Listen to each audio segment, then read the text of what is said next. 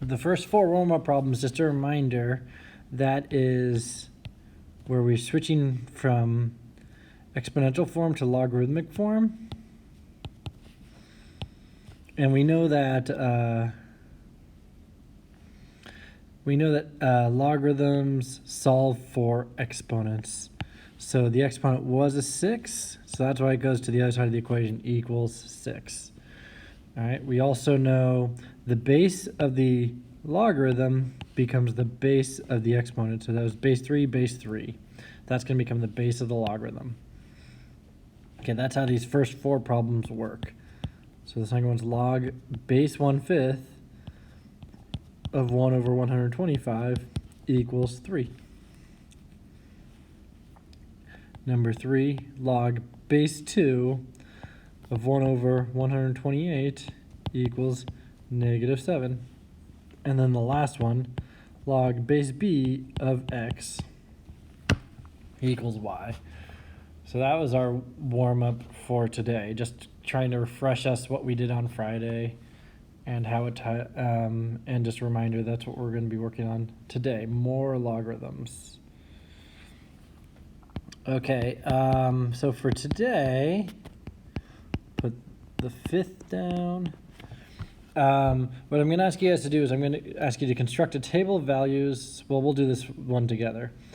And graph for each of the following functions. So we're going to do 3 graphs here. And be sure to select at least 2 values in the interval. 0 is less than or equal to x is less than or equal to 1. So basically we're asking for 2 values that are fractions. That's what this 1/4 and this 1/2 represent right here. All right. In order to graph this equation, right here, y equals log base 2 of x, what we really should do is we should rewrite it in exponential form. So we have y equals log base 2 of x. Then we're going to swap. We're going to find the inverse. Swap x and y. X equals log base 2 of y. And then we're going to change forms. And change forms, when we're switching here, base 2, base of the logarithm, becomes base of the exponent. X is our exponent, so we can rewrite this as 2 to the x equals y. And the reason I want to do that is because I think it's going to be a lot easier to create an xy table for this exponential function instead. And then once I find these values, I can go back up to the y and fix things up there. So for example, my x values, I'm going to say -2, -1, 0, 1, 2, 3, something like that. And then these values here, I'm going to take all of them and they're going to become the y column on my logarithm table over here. So -2, -1, 0. Oh, I need to figure out those x values first because those x values might not line up because they're already typed in there. Anyway, so let's do that first, actually, before I fill in that table. If I took something like 2 to the -2 power equals y, and there's just a quick reminder that when we're doing this, we have a negative exponent. And somebody in the waiting room right now? I don't see anyone in the waiting room right now. Sorry.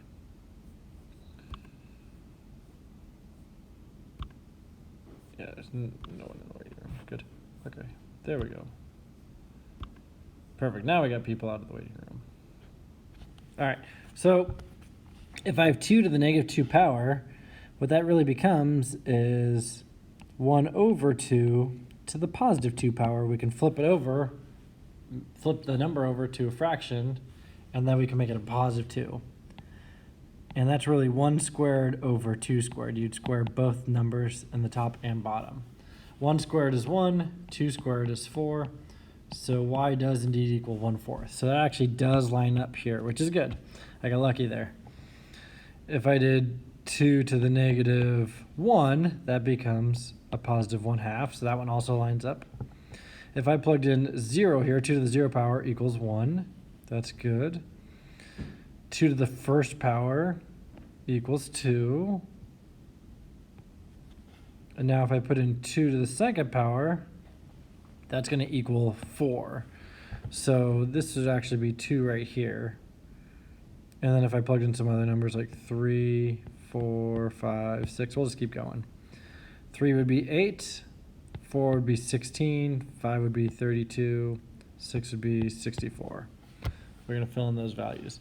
But basically, if I was just filling in the x, y values here on this exponential equation, then I'm going to take those values and make them my y table. And then I'm going to take my y values, and those become the x values over here. One thing I want to point out is that we had the number 3 here on our x table, and I don't have a value across from it. And that's because if I'm taking the inverse and then I'm taking these x, y values, notice that when I plug in 1, I get 2. When I plug in 2, I get 4. It skips right over 3. So what would happen here is technically I would have a non-integer answer right there. And I don't want to deal with non-integers here except for fractions, like easy fractions. I'm going to get some weird answer there for my y values. But I want to try and keep my y values to integer values. So that's why I'm going to skip this column right here when x equals 3. So that could happen from time to time. So this is how we're going to create our graph though. Now I have these points and I want to plot them. So like 1/4 comma -2. 1/4 is just barely past 0. -2 is going to be down there. 1/2 comma -1. 1 comma 0. 2 comma 1. 4 comma 2. 8 comma 3.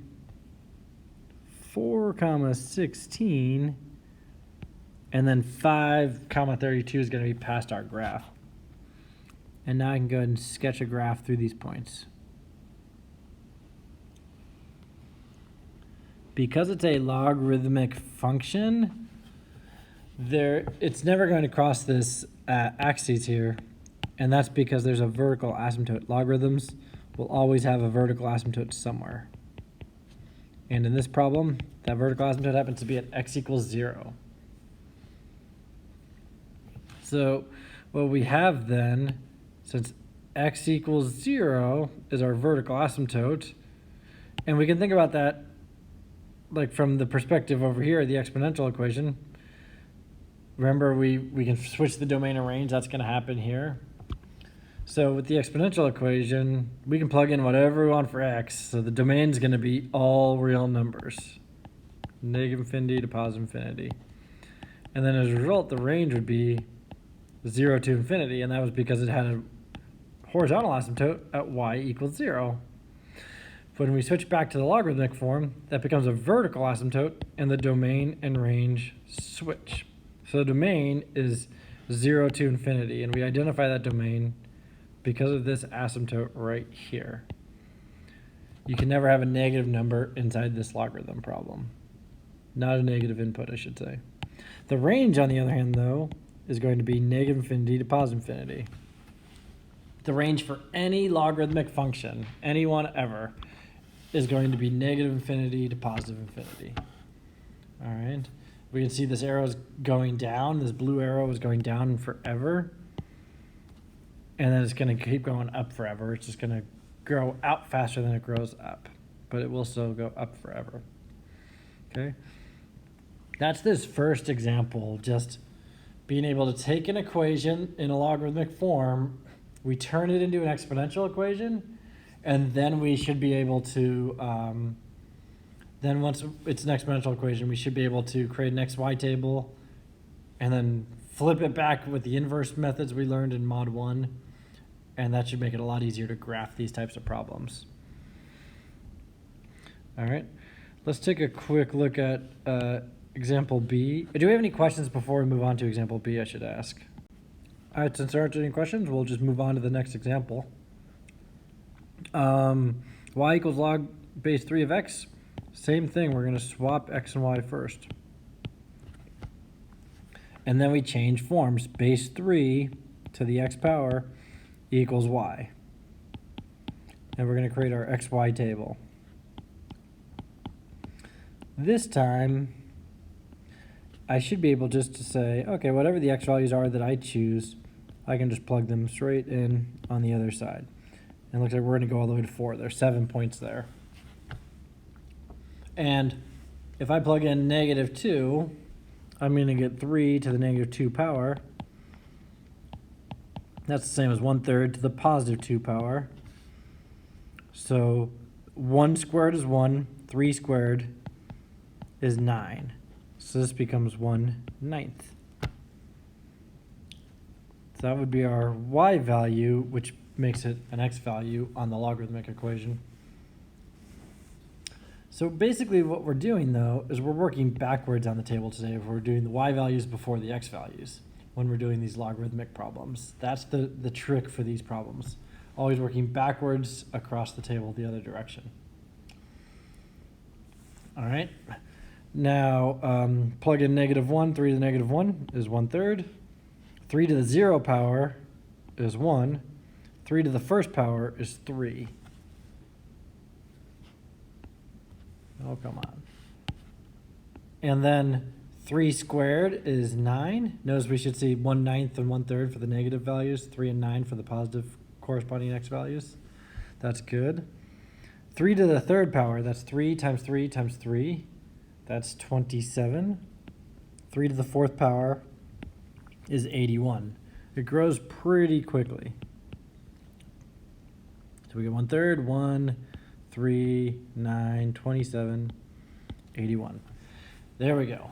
All right, so those are all of our x and y values.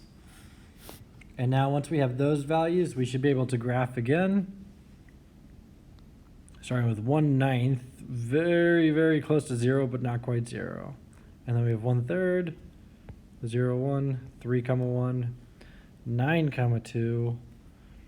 27, 3 is going to be way off our paper. So when we sketch this one, we got to sketch it so this line does not go above 3 because it won't hit 3 until after it goes off the paper. All right, so we want to make sure that's an accurate graph. We don't want to be sketching this and then sketch it up like this. That's a little lazy because we know 3, 12 is not a point. It's going to be, or we know 12, 3 is not a point. We know it's going to be 27, 3. So we have to be very careful there when we're sketching these graphs, that we take that into account. All right. And then we want to make sure we draw our asymptote on this one. This one, again, is going to have a vertical asymptote, x equals 0. I can always identify the vertical asymptote quickly. Based on the equation, there's no pluses or minuses inside there. When there's a plus or minus, that's why when there's pluses and minuses, that's why that's when you would have an asymptote move somewhere else that's not just 0. Okay, that's the idea there. Okay. So a quick question says, why do you plug in the y values as x values? Can't you just plug in the x values? What we want to do is we want to switch it to the other form, and then we create our x values while we're in the other form, and then we plug those in as y values into our logarithmic equation. And the reason we're doing the y values first is because the range of any logarithmic function is -infinity to +infinity. I'm never going to plug in values that are x values that won't work if I'm working backwards. I'll be able to identify that domain and range. Domain, again, is 0 to infinity. And again, we have the 0 right there. There's the asymptote. And then it goes to +infinity from there. It goes up, up, up to +infinity. Or to the right, +infinity. But I want to start with the equation, finding the inverse like we did in Mod 1. And that's going to be a lot easier for me to graph it that way. Okay. Last example here, log base 4 of x. What we're going to do for this one, same idea, switch x and y.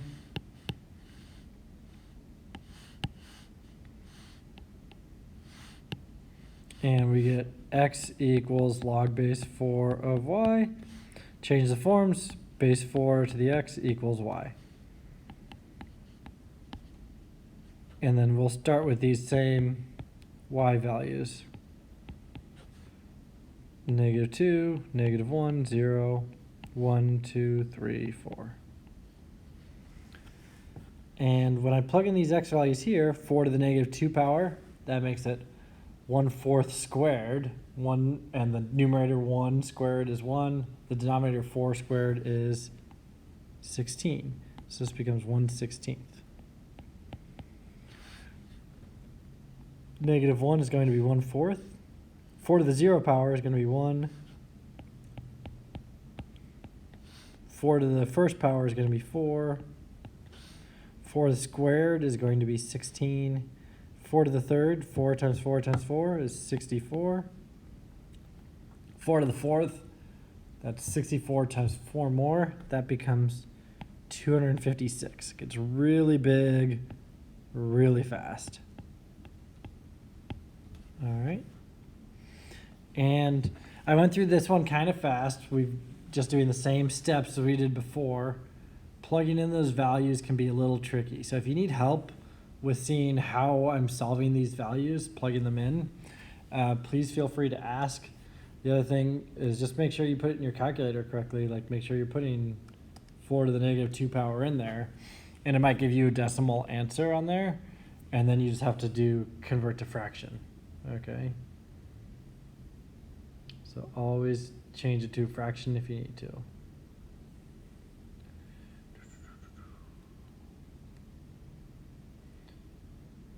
Okay, so let's go ahead and plot these points.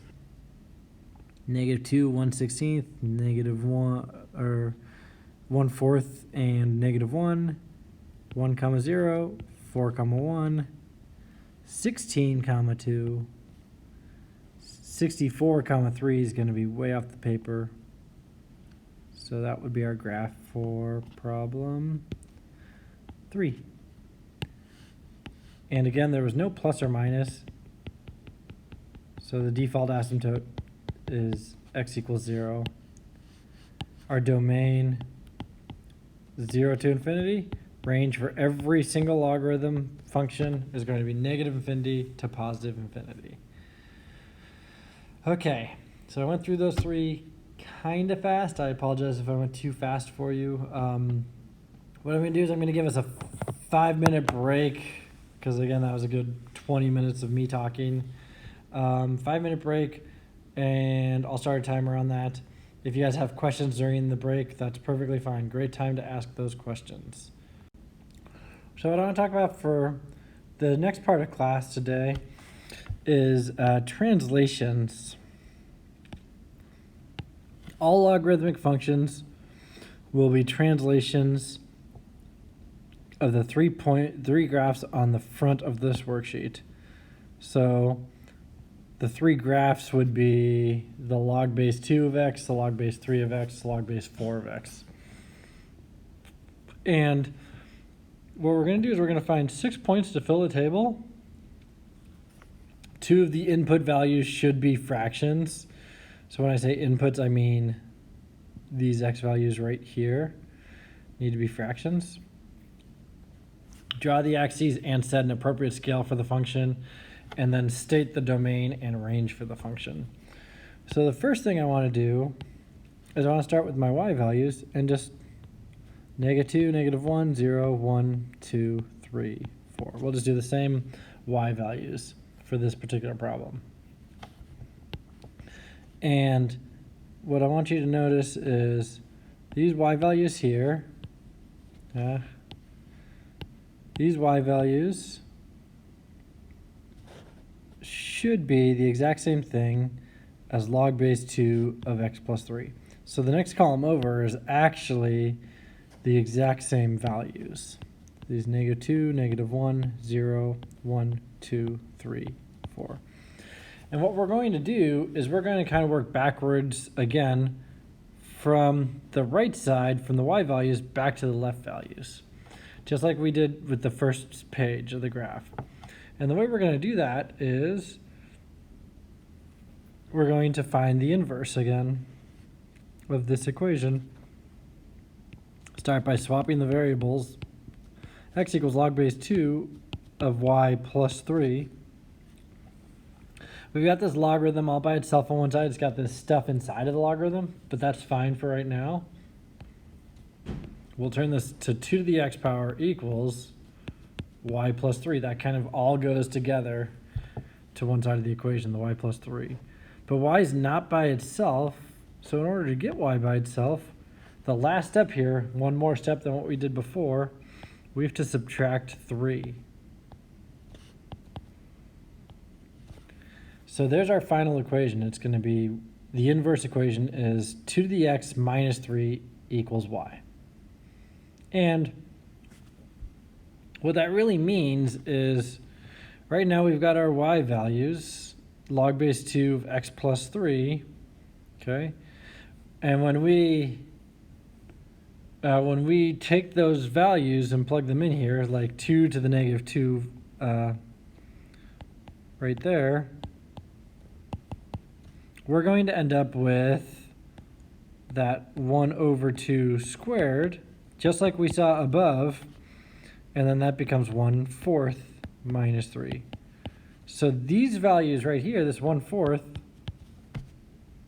is actually going to be the exact same value that we saw in our first table for the log base 2 up top. It was that when y was negative 2, x equals 1/4. Except now, it's x plus 3 equals 1/4. And then this one would be 1/2. This one would be 1. This one would be 2, 4, 8, 16. All of these values here, all of these values are just coming from the parent function table up top. The parent function table right here. All right. It's just that we're saying now, instead of x being these values, x plus 3 is these values. Because every time I plug it in, I'm still going to have this 2 to the x here. And I'm still going to figure that part out, and there's that 1/4. But now I have to subtract 3 from all of those values to find out what my actual x values are. So the last step, working from left to right, we're going to say subtract 3. And here I would say, well, 1/4 minus 3, I can turn 3 into a fraction. That's 12/4. 1 minus 12 is negative 11. So this is negative 11/4. That would be our first point. And you can turn it into a fraction or decimal if you want. Negative 2.75 equals y. Personally, I like fractions more than decimals. That's just me though. And then we would do the same thing with the 1/2. 1/2 minus 3. That's going to be negative 5/2. And then the rest of them should be a lot easier. 1 minus 3, negative 2. 2 minus 3, negative 1. 4 minus 3 is 1. 8 minus 3 is 5. And 16 minus 3 is 13. But the whole reason I've created this table like this is kind of trying to get us to think about it working backwards. We're kind of deconstructing the equation as we go from left to right. We started with the entire equation at log base 2 of x plus 3. And then when we get rid of the log, that's the transformation process where we're looking at the exponential form now. What is this when negative 2 is the exponent? We get positive 1/4. And then the last step, we have to undo this x plus 3, which is subtracting 3 from all the values. We're just undoing these steps. That's how we get from the y back to the x. Really weird concept there. But I'm trying to explain it a different way this year. This is the first year I've tried to explain it this way. Hopefully this makes a little bit of sense to you guys. Maybe it doesn't, but we'll do another example and see if that helps a little bit more. Okay. Let's go ahead and graph this one, and then I'll take questions. So this one has this x plus 3 right there. And that's actually going to be where our asymptote is. What's going to happen is we're taking all of our x values, the asymptote used to be at 0, and now we're subtracting 3 from all of them. So we're moving that asymptote from 0 to -3. It's just moving a little bit over. So I'm going to set the asymptote over here and say this is my x equals -3. And when I create the graph, I'm going to go over 1, 2, 3 spots. I'll start my x-axis right there, or my y-axis right there, because of that x equals -3. And then my y-axis, I'm only going down to -2 on this graph. So I'll go and start the y right here, or the x values right here. And then I'll go -2, +2, 4, 6, 8, 10. And then for the x's, I'll count by ones as well. I'll go 2, 4, 6, let's see, 2, 4, 6, 8. And then we'll go -2 this direction, and there's -3. All right. And now I can go ahead and graph this thing. It goes -11/4, which is a number almost 3, very close to 3, comma, -2. So it's going to be like really close to that asymptote. And then the next one, -5/2, so -2.5, -1. And then we're looking at this table here. It's kind of weird because where the table is, it's going to be like -2, 0, -1, 1, 1, and 2. That's where these values are coming from now. So -2 and 0, -1 and +1, 1 and 2, 5 and 3, 13 and 4 is going to be off my graph. So I'd sketch it like that. And that would be kind of what my line looks like for this particular problem.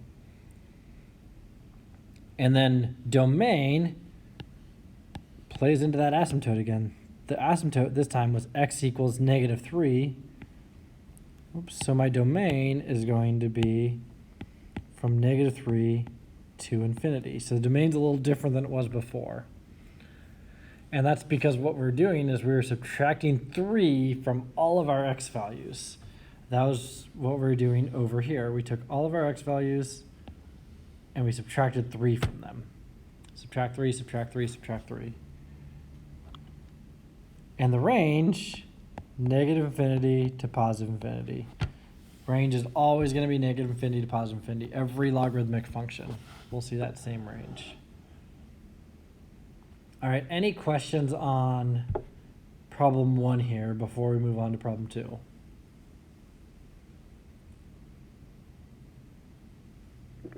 It is a little confusing, I know. So I get that. If you're completely lost, I understand. This is, again, our first time graphing these logarithms, so it can be tricky. Hopefully it's making some sense, though. We'll look at one more. Problem 2, we're going to want to work backwards again. Start with your y's, -2, -1, 0, 1, 2, 3, 4. And then the 3 plus log 2, that is the y value, so these are the exact same column. So we can just copy it again. -2, -1, 0, 1, 2, 3, 4. Now this time, when we're undoing this equation, what we're going to need to do, before I can change forms, I have this pesky little 3 plus right here, or +3 hanging out in front of the logarithm. I need to isolate the logarithm before I can change forms. So we're going to say that right here. Before I can change forms,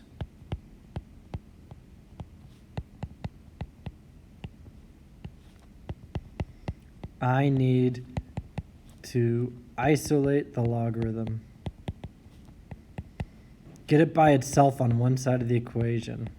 That's another way to say it. And right now it is not by itself. It's got this +3 hanging out in front of it. So I'm going to subtract 3 from both sides. And now I have an isolated logarithm. Log base 2 of y is on one side of the equation all by itself. And now I can switch forms. And what happens this time is I'm going to take all of my values, my x values from the original table. Let's see. -2, -1, 0, 1, 2, 3, 4. All right. And before I do anything, I'm going to subtract 3 from them. That's what this is saying here. We're going from that step to this step. We're going to subtract 3. So -2 minus 3, -5. -1 minus 3, -4. -3, -2, -1, 0, 1. And that's exactly what we're going to do here on this graph. -4, -3, 2, 0, 1. Okay. After we subtract 3, we're going to take this base 2 and we're going to raise them all to that power. So the base 2 is going to be, like if I had 2 to the, I plugged in -2 for my x value originally. I subtract 3 from it, and now it's 2 to the -5th power. And I can make it 1 over 2 to the +5th power, which is 1 to the 5th, which is 1, over 2 to the 5th, which is 32. So I end up getting 1 over 32 here. And that's where I would end up here with the x when I'm undoing the logarithm. 1 over 32.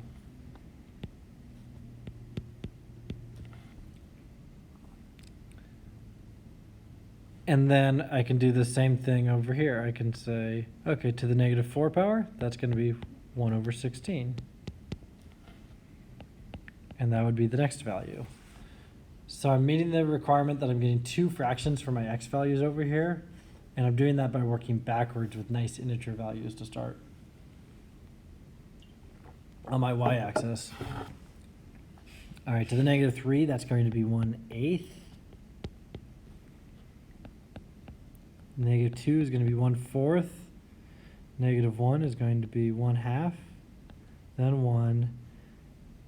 And then when it becomes 4, let's see, that should just be 2. 2 to the 1st power. Okay. And that's how we would determine these x and y values for this particular problem. Just think about working backwards. So what's undoing this +3 here? It's a -3. And that's what I was trying to show on the other table on the left-hand side. All right, so this particular problem, let's see, problem number 2 was this 3 plus log base 2 of x. So I see a +3, but what I'm not seeing is, I'm not seeing anything inside the logarithm being added or subtracted. So my asymptote this time should be, should be right on the x-axis. So we'll draw our x-axis right over here with that asymptote. Or right on the y-axis, I should say, sorry. Y-axis, not x-axis. There's our y. And then we will go ahead and sketch this one. Let's see, this is going from, my x values are going from very small fractions up to 2. So maybe I'll go 1, 2, 3. We'll go 1 right there, 1, 2, 3, 2, 1, 2, 3, 3. So I'm going to count by 1/4 on my x-axis. while my y's will count by ones. 1, 2, 3, 4, 5. 1, 2, 3, 4, -5. But the first point is going to be 1/32 and -2. So a number very, very close to 0 and -2. Then the next point, 1/16, also very close to 0. 1/8, comma 0.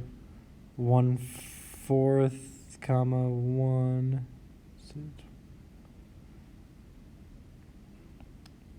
And then 1/2, comma 2.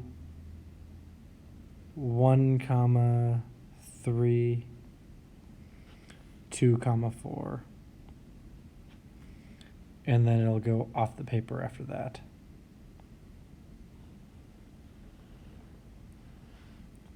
But we can create our scale to be whatever we want it to be. I used a really small one because we had a ton of fractions over here. That's why I chose a really small scale here. Ton of fractions for this problem. Okay. Hopefully that makes a little bit of sense. Last thing I'm going to say real quick on this problem. Domain of range, domain 0 to infinity, just because we had that domain, the asymptote at x equals 0. The range for any logarithmic function, any and all, is always going to be -infinity to +infinity. All right, so I've got two examples here, 3 and 4. They're going to take a few minutes, but I'm going to give you guys a few minutes to work on problems 3 and 4. And I'm more than happy to answer questions on anything with 1 and 2 related, or 3 and 4 if you're stuck on them. But go ahead and give 3 and 4 a try using this backwards method. I know that was a lot with those problems, 3 and 4. Kind of tricky. Your graph might look a little different than mine, and that's perfectly fine. Now, there are translations taking place here, and what's happening is our graphs are moving someplace, right? So we have two types of equations here. There's the y equals a plus log of x, or the other one was the y equals log of x plus b. So it's got the x in the parentheses. I think the x plus b is a little easier to see, but when you have something in the parentheses, it's going to move where the horizontal asymptote is. It's going to shift that graph. So this one shifts the graph left and right.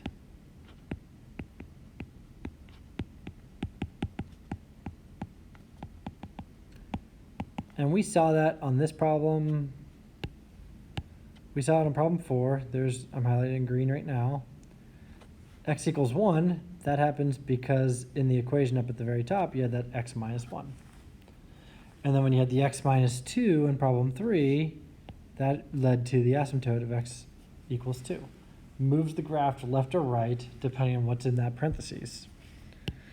So one graph moves everything left and right. Guess what the a is going to do? The a plus. It's going to move the graph up and down.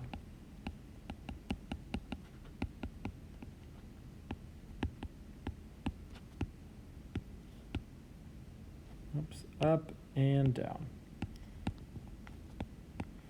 All right, so those are the two things that are happening today, these transformations or translations that are taking place. All right, that's really the big picture of what's happening. We're just taking the same parent function. Notice that all of our graphs look very similar.